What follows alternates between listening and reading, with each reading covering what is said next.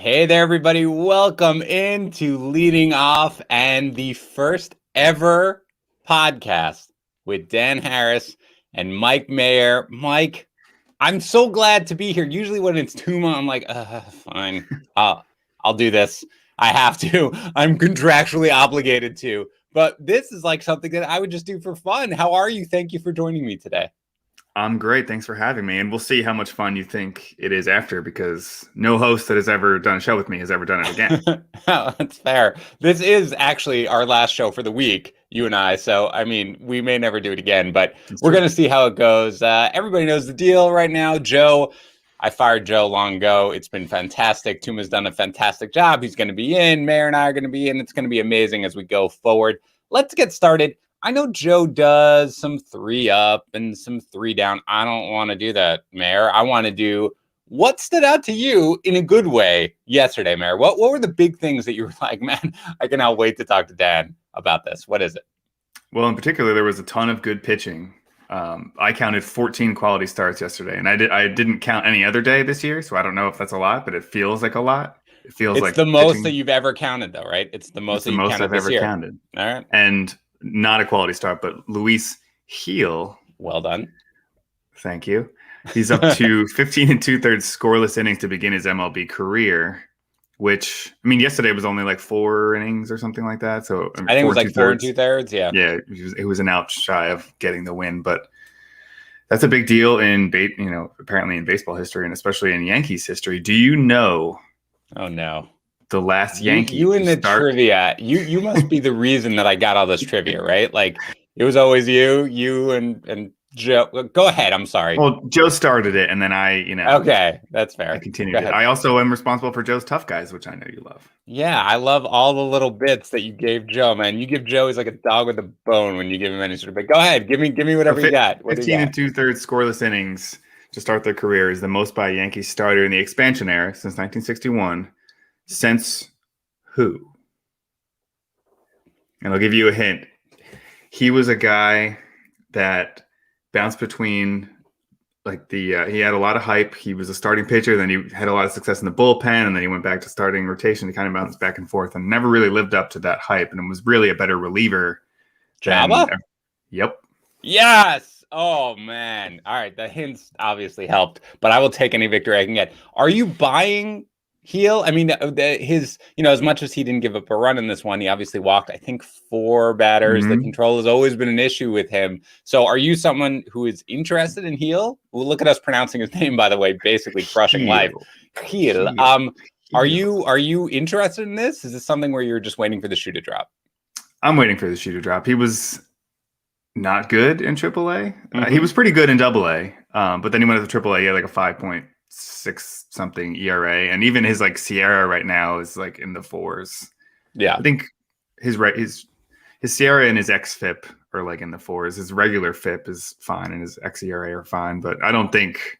I mean, it's fun for now while he's pitching for a hot Yankees squad that's winning every game. But I don't. How was that yesterday for you, by the way, with that doubleheader? It was terrible. You okay? You okay? It was terrible. I've been so angry since the trade deadline.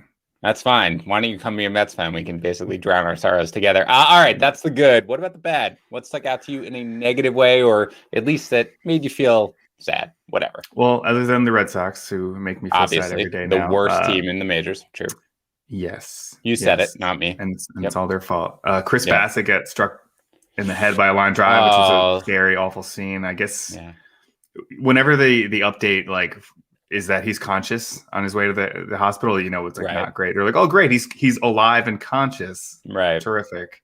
Right. But I guess he got stitches, and they're doing scans now to see if there's any broken bones, but it doesn't sound great, and he's probably going to miss some time. Yeah. By the way, was there... I don't know, man. I didn't notice it growing up very much, but I don't remember pitchers getting hit by line drives like growing up. I don't remember that being a thing. And then as I've gotten older and older and older, I feel like I see it more often. It's probably completely anecdotal, right? Like maybe when I'm like 7 and watching baseball, I just don't think about that. Or my father probably like hid it from me, be like, it's fine, because I was a pitcher. But I feel like I see it more often than not. I don't know, man. Baseball is supposed to be the sport that you can put your kid in and not worry about getting hurt and stuff like that. Will wants to pitch. Maybe I shouldn't let him. I don't know. But I don't know. I feel like it's more. Yeah, he's reportedly doing well, but you're right. When the good update is, oh boy, you are conscious, that's never good. Anything else? We have a pulse. We have a pulse. Yeah, I'll take it at this point. Anything else stick out to you in a bad way, Mike? George Springer back to the injured list. He had just gotten hot, Mayor. He had just finally gotten going. Ugh, this is bad. I didn't see it, by the way. Have they given a timetable on this? Do they think that this is something that's going to be like more than 2 weeks, like anything like that, or is it just right now? Not that I've seen, but it's weird that he was like dealing with like an ankle sprain and then he has a knee sprain now. Yeah, I don't really get it. By the way, Peanuts and Cracker Jacks, we're going to go through everything. I'm going to throw out something just for fun because you guys basically, when you tune in here, you tune in for fun at this point. I don't even know if you tune in for fantasy baseball stuff.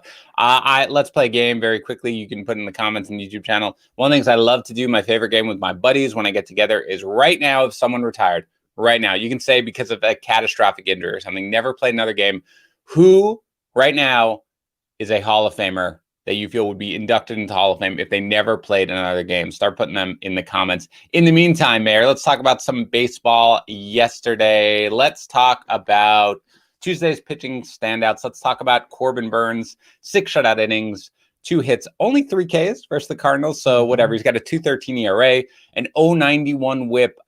Look, with DeGrom probably out for the season or the majority of the season, the NL Cy Young race is opened up. I don't believe he's the favorite. I think Zach Wheeler is a slight favorite, and that is followed also by Walker Buehler. But Burns is right there. Do you think he's going to win the Cy Young this year? I think it's probably going to be Buehler, especially if they continue to make a push. But I mean, the Brewers have survived all year on their pitching. And so I think that he should get some votes for that, for kind of carrying them, especially it's unfortunate that incredible streak happened in like the very beginning of the year and beginning in April when he was just like hadn't walked anyone, and like no one remembers that now that we're in August. And so he doesn't really get credit for that anymore. But yeah, according to Betting Pros consensus, Zach Wheeler is still the favorite at plus 180. Then it's Walker Buehler at plus 300, and Corbin Burns at plus 350. But Wheeler, I feel like, is kind of fading. Yeah. Other than against the Mets, he was fading, you know, and that's anybody against the Mets. But yeah, a little bit. I mean, Buehler's just been so solid. Now, I wonder, because you mentioned, you know, the team and, you know, what he was doing for the Brewers. I feel like that doesn't really factor into Cy Young voters, right? I think that they just try to go based on the pure numbers. MVP for sure. Should MVP follow? No, Cy Young. Should team performance count for Cy Young? Or like I don't think so. Certainly not. We talk about wins. Like, who gives a crap about wins? I don't really think so. I mean, if DeGrom had stayed and the Mets will inevitably miss the postseason, I still think it doesn't matter. Like, it should be there. MVP, I'm fine with it. By the way, I know people are like, I just want the best player. I don't mind, man. I don't mind the fact that like you drag your team kicking and screaming to the postseason. That counts a little more in my book. Whatever. When I get my vote, that's what I'm going to factor in. Adam Wainwright, 6 inning pitch, 2 runs, 4 strikeouts against the Brewers, 3.26 ERA, 109 WHIP. I don't know. What is your takeaway from Wainwright? Like, he was not somebody who I thought of at all coming into the year, even on like the trade chart. Like, I was barely moving him up all year. I mean, it's just a guy you stick in your lineup and you completely trust every time out, or what? At this point, yeah. I mean, definitely not. He was not, like you said, he's not someone I thought of coming into the season. But then it's unfortunate because one of my strategies coming into the year was to kind of lean on veteran pitching, especially coming off of the shortened year with a lot of young arms that were going to get shut down early. I felt like I leaned on veteran starters, and Adam Wainwright is someone I didn't even consider. And then here he is, just like being awesome at 400 years old. I know. We didn't even know if he was going to pitch. I felt like it was like, oh, look, he's coming back. I can't wait till he's like the Jamie Moore of our generation. All right, let's talk about a couple of guys who I'm not sure we all expected to have great starts yesterday. You can tell me which one of these guys stuck out to you. Kyle Hendricks. Again, this is what Kyle Hendricks does. He comes out and he gets absolutely destroyed. And instead, then he comes out against the Reds and he is great. 6 innings pitched, 1 run, only 3 Ks, but it's Kyle Hendricks. He has a 4.04 ERA, a 1.33 WHIP. Disappointing season, but still a guy who I'm sure most fantasy managers benched. Huascar Ynoa comes off the IL and just dominates. 5.1 shutout innings, 4 strikeouts against the Marlins. He's now got a 2.70 ERA and a 1.02 WHIP. Eli Morgan, because we have to talk about anybody on Cleveland whenever you're on the show, because I know you're going to do the notes and you love every Cleveland pitcher. Not joking, by the way. Forget about Plesac. If Cal Quantrill is pitching, you want to talk about him. Eli Morgan, 6 shutout innings, 8 strikeouts against the Twins. Daniel Lynch, 7 innings pitched, 1 run, 5 strikeouts against the Astros. He's got a terrible numbers, obviously, over a 5 ERA, 150 whip, but he has been very good of late, except for the one time that Joe was like, let's start him in this one. So which of these guys, any of these guys stuck out to you as somebody you want to talk about? Well, Daniel Lynch is one for sure because he was called back up on July 25th, and you mentioned that he had, what is it now? Like a ERA still over 5. Do you know what it was when he was called back up? Around infinity. I will say a 7. It was in the teens. Oh my gosh! All right, 15. Let me check my notes. 15.75 and a 2.88 whip. Wow. So he's okay. Despite still having a 5 ERA, he's dropped his ERA by 10 runs.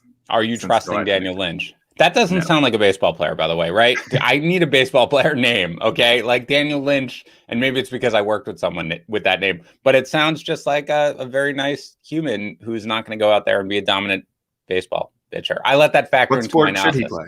What sport should Daniel Lynch play? Bowling. A professional bowler. That's what I would do.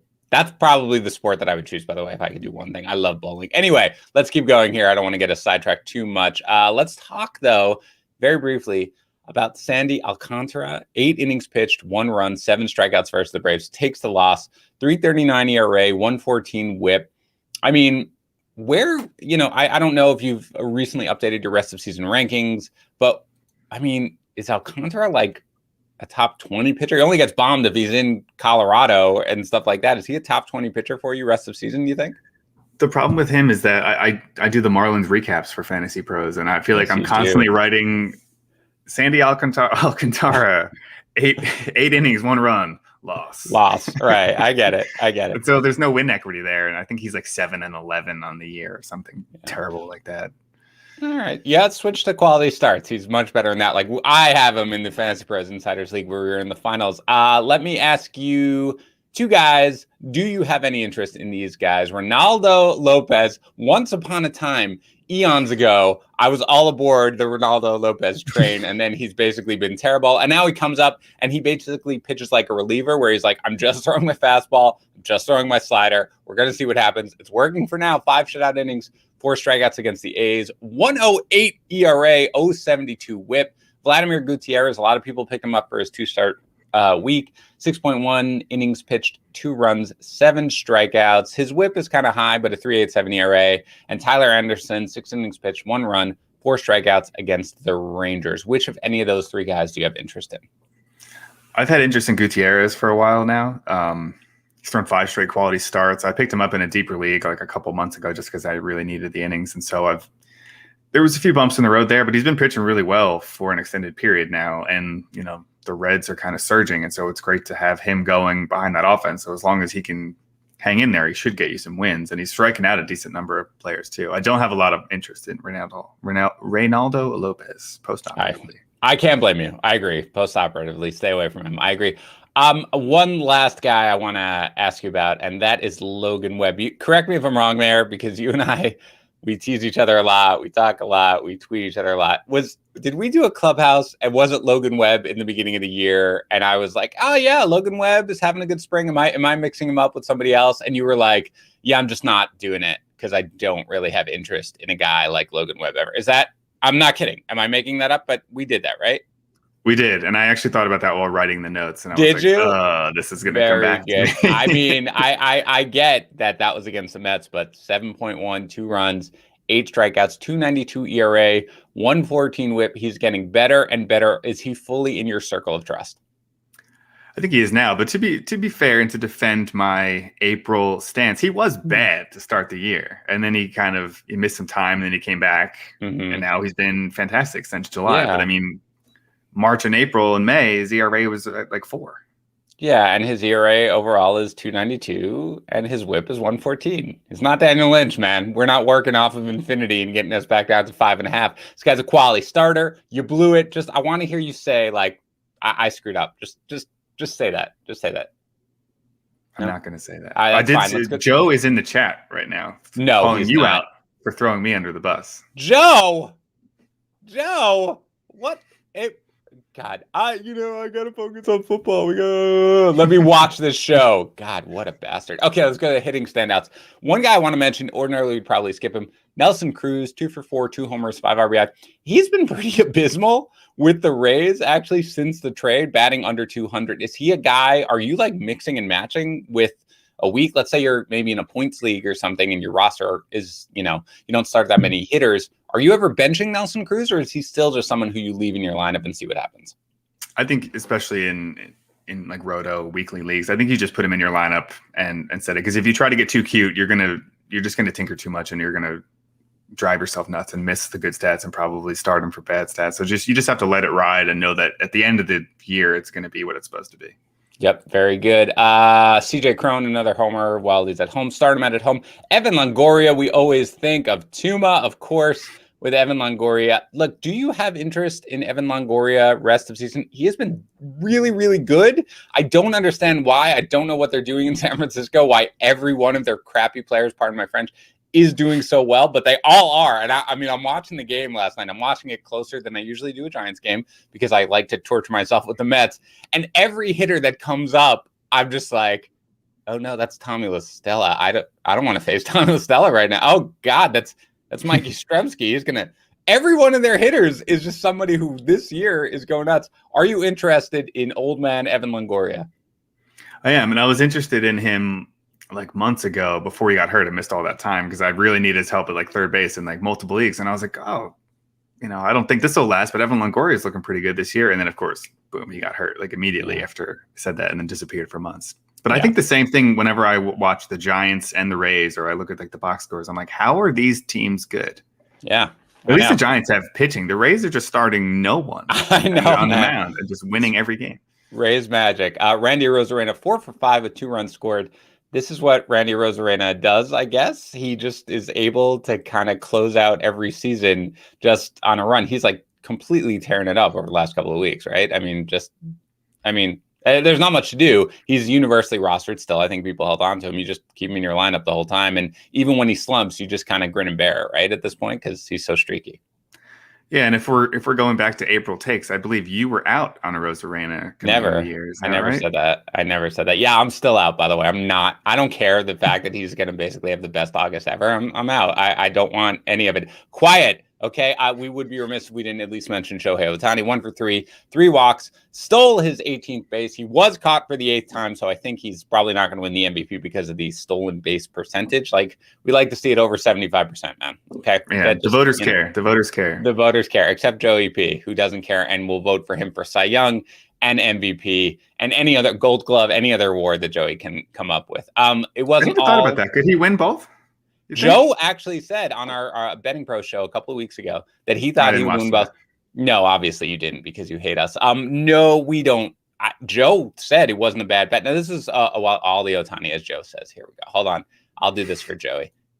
There we go. All the Ohtani. Joe Pisapia checking in right now. Of course, comeback player of the year. Absolutely. He's going to win it all. I do not think he's going to win Cy Young, but I do think he's going to win MVP pretty easily. And that was one, Mayor, that I definitely poo-pooed coming into the year with Joe and Chris Meany, and they mentioned it on our Fantasy Baseball Fest. I was like, that's the dumbest thing I've ever heard. Okay, Dudge, John Means, 4 innings pitched, 7 runs, only 4 earned, 7 strikeouts. That's good. Are we completely done with John Means at this point? Because he has looked, just not somebody who I'm good to start at this point anymore.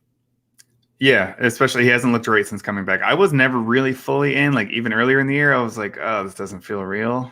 And then obviously he got hurt, came back, no sticky stuff. He's been awful. He's on an awful team. I think Tuma said the other day, it's crunch time. You start thinking day to day, week to week, and you just can't wait for John Means to, do whatever he's going to do and potentially figure it out. I just have to drop him. There is no more figuring it out. You're right. This is you gotta play like every day, every week. It's new season. Alek Manoah, a little surprising here. 3 innings pitched, 7 runs, 6 of them earned, 2 strikeouts. And you can say, all right, it's a bad start, whatever you want. But we accept bad starts, but bad starts against the Nationals, that's not really what we want. Any concern here, just whatever, just write it off because he's given you enough of a track record, even in his limited time in the majors, for you to trust him. I think you just write it off for now and keep an eye on next start. Make sure it's not a trend. All right, Gregory Soto allows 6 runs, 5 earns in 2/3 of an inning. Actually been pretty good this year. And again, I don't really know who wants to go there for saves. Buster Posey, the Golden Sombrero, I believe only the 3rd time in his career, if I heard the Mets broadcast correctly, 2 for 15 over his last 4 games. Joey Gallo, 0 for 6 with 3 strikeouts in the doubleheader. He is batting 162. He does have 4 home runs since joining the Yankees. Anything of note there, or just whatevs? Just whatevs. I did want to mention Bryce Harper hit his 22nd home run, and 20 of them have been solo shots. It's really weird, man. It's really weird. It's hurting our MVP chant over here, but so whatever. Tatis homering again. Quiet. All right, but if they fall out of the playoffs, I mean, just because he has by far the best number, I don't know. We'll see. You're right. Yes. And also the fact that the Braves are now running with it. Now maybe Freddie Freeman's going to win back-to-back. Anyway, let's get to some news and notes. Gary Sanchez reinstated from the COVID IL. Your best friend Ryan Mountcastle returned from the concussion IL. Noah Syndergaard is scheduled for live batting practice for the first time since late May. The plan is for him to return as a reliever. The Mets may be out of it by then. Who knows? Dylan Carlson was placed on the 10-day IL with a wrist injury. Yordan Alvarez. By the way, is it Jordan or Jordan? Because Joe still says Jordan. I say Jordan. Every time he says that, I don't know. Because it's one of those things where you always see it in print and you're like, oh, Yordan Alvarez. And then you hear someone say Jordan. And then I have no idea. Me neither. This is what's weird. I have to figure it out. Anyway, I'm calling him Jordan. He doesn't play as a little bit of a stomach bug. Nothing to worry about there. Chris Bryant was scratched with hamstring tightness. Anthony Rizzo won't need a rehab assignment before returning. I assume you saw Luke Voigt's comments, which were basically like, I need to play. All right. I don't care when Rizzo gets back. I need to play. Tuma mentioned Giancarlo Stanton. He homered yesterday. What happens, out of curiosity? Who's the odd man out once Rizzo gets back? I was going to say Stanton, but it might be, I don't know, just a rotation or something. Because Stanton homered again yesterday. Yeah. But that team can do no wrong. Let's just say that. Ian Anderson pitches 4 1/3 scoreless in his rehab start. He should be back soon. Mike Trout participated in pregame work Tuesday. Do we see Mike Trout on the field this year again, Mayor? No. Oh, all right. I'm going to go. He comes back for a week or 2 at the end. Mookie Betts starting baseball activities, and Shane Bieber tosses a bullpen session. Do we see Shane Bieber on the field? No. Oh, boy. Double no. All right. So we have to get to the home run calls. We have to get to DFS. But first, we have to talk about Manscaped. And again, I will not pretend that I am Joey P with the Manscaped reads whatsoever. Okay. But here's the one thing I am going to tell you. Okay. Everybody other than me, I mean, you look at me and you look at Mayor. Mayor clearly spends hours sort of grooming himself, taking care of himself, making himself look. I literally roll out of bed and fall into this podcast. So you don't really want to use me as your baseline. But for the most part, people like to take care of how they look because I like when people see them to basically be like, look at that guy. I like everything that's going on there. But you know what, man? You can't ignore the parts that people can't see. That makes you feel good about yourself. You got to take care of yourself everywhere. And that is where Manscaped come in. And the Lawnmower 4.0 in particular. God, Joey says it all the time, how cool it is. It's got the travel lock. So when you travel and everything like that, you don't got to worry about it randomly going off. It has a 4,000K LED spotlight. You can go underwater. So when you're scuba diving, right, and it's really dark down there and you just are like feeling the need, right, to give yourself a little trim, you can do it because it's waterproof with the LED light. It's perfect. We have tons of Manscaped stuff. We really do because, again, I've mentioned it. We try to try out everything that our sponsor gives us. It's awesome. Like, not kidding. Like, I know we joke about it and we say everything about it. Their products are absolutely top of the line. You really need to check it out. So go get 20% off plus free shipping with what is the code, Joe? Leading off. Got it. At manscaped.com. My bad. The code is leading up. I forget because on football, we used to do it and the code was Yates, which always had made him laugh a little bit. The code is leading off over at manscaped.com. 20% off with free shipping at manscaped.com. Use the code leading off. All right, let's get to some home run calls. Randy is just probably a machine at this point. This is sort of like starting to be like a secretariat type of lead after Tatis homer. That's his 26. Next guy up is Joey P at 23. Turf Durgason is up to 19, and he has called a home run on 3 days in a row after calling Tasker Hernandez. A lot of home run calls yesterday. Helpless in Miami. Jay Metal K. Oh, fun guy who stops by stages. Luke Pancaves. Mr. Buster also stopped by. JJ Tater. Riley. Riva. MMB Hart. Florence Sox. Master Chief. Brill 11. And Colton T. I love it. So we've got Randy at 26. Tough guy Joey P at 23. D. Gordon Liddy 22. Lawnmower Man and Wonky Penguin at 21. Then a few at 20. Mayor, am I ahead of you still? That's all I care about. I'm at 18. I don't see you on the board, right?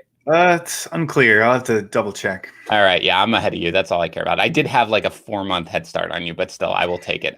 So we are at 882. Remember when Joe sort of doubted that we were going to be able to get to 1,000? I mean, you said what, 1,200, Mayor, when you were on a little bit? I think so. I think we can get yeah. 1,200. I like it. Okay. So go ahead, Mayor. We talked about DFS. You're actually a bigger DFS player than I am. So you want to talk, I can list sort of the cash game arms that we're thinking about. But if you want, why don't you just say which pitchers you're looking at tonight, either in cash game or for tournaments? Sure, I'll go through it. So Charlie Morton against the Marlins is someone I'm definitely targeting in both cash and GPP. He's 9,300 on FanDuel, 9,700 on DK. Ohtani, I don't love to start him as a pitcher in like regular leagues, but in cash games and in GPP on DK, he's only 8,600 on DK. So I'm going to stay away from him probably in FanDuel where he's 10,500. I'm not going to pay that for Ohtani, but sure. 8,600 on DK, that's great value either as, cash game arm, secondary arm, whatever you want to do with that arm. Freddie Peralta versus the Cardinals, expensive, but you can use him in cash games. Tariq Skubal is someone I like in GPP and as a secondary arm. He's 7,400 on FanDuel, 8,600 on DK. Jack Flaherty against the Brewers is a good cash arm. Lance Lynn. What do you do with when you've got it's basically a pick a side game, right? Because you've got Peralta against Flaherty. What do you do in a game like that? Do you worry about going against them in a cash game, or are you just taking the outing, not worrying too much about the win equity? I typically don't worry too much about the win equity. Okay. All right. I mean, you can, but I also tend to avoid those arms anyway. I'm a big GPP player, so I am the person. I usually go with like a guy like Skubal, and so Skubal's going to be your guy today. Okay, very good. I like it. All right, so why don't we talk about, you want to talk about some stacks? You want to talk about some lineup builders that Joey P likes to do? Whatever. I love it, by the way. Mayor does a ton of notes for the show, which is great. So I legit came in this morning and he had built the whole DFS segment. So I'm just turning it over to him because he's not quite as dumb as he looks. So Mayor, which one do you want to do? Do you want to do the game stacks? Do you want to do lineup builders, or just both? Do whatever you want. I'll just run through both. So game stacks, I love it. Red Sox versus Andrew Heaney. As disappointing as the Red Sox were yesterday, Andrew Heaney stinks, and they have some pretty good right-handed hitters. Dodgers versus Brubaker, and Braves versus Jesus Luzardo, who has just been terrible for the Marlins. Yep. And then some cheap lineup builders. I'm not going to go through all the salaries, but Adam Duvall again against a lefty Luzardo. Joe Adell hit a grand slam yesterday. Ryan Mountcastle's pretty cheap, and he's my son. Ty France, Andrew Vaughn, and Didi Gregorius is cheap. All right. Everybody wants to hear it, Mayor. Let's go with the home run call. You can go. I hope I put in my home run call before you did. I hope I didn't steal your guy. Who is your home run call of the night? You did not steal my guy, and no one could ever steal this guy from me because I'm going with Ryan Mountcastle. I have a lot of shares of Ryan Mountcastle this year, bud. So I followed you, and it started out a little slow on the year, but he really came on. Look, if you want a home run, it's never bad to go against Andrew Heaney. Like, we just know that. I could have gone with any of them, frankly, today, but I am going to go with JD Martinez. You guys know what to do. You want to participate in the home run call, go into the home run calls channel over at Discord at fantasypros.com/chat. Mayor, this was not a good podcast, but it wasn't the worst podcast I've ever done. So I really appreciate you coming on. I had a great time with you. Do you want to do it again at some point, like before the end of the season, or are we just done? Was this it? Yeah, I think I can sneak in here. We'll see if I want to come back. See if you want to come back. I don't, but whatever. I'm, again, contractually obligated to do so. No, Mayor, you and I talk all the time. You are one of my favorite people that is in any way associated with Fantasy Pros, and you are a giant step up from Joey P. That's going to do it for leading off today. Thank you guys for coming. Tuma and I are going to be here tomorrow. Mayor, I think you're off the rest of the week, right? You built that into your contract. You're off the rest of the week. It's going to be me and Tuma for the rest of the week. But Mayor, you did fantastic. For everybody, thank you so much for listening. Peanuts and Cracker Jacks, we love you. Thanks for stopping by, and we will talk to you again tomorrow.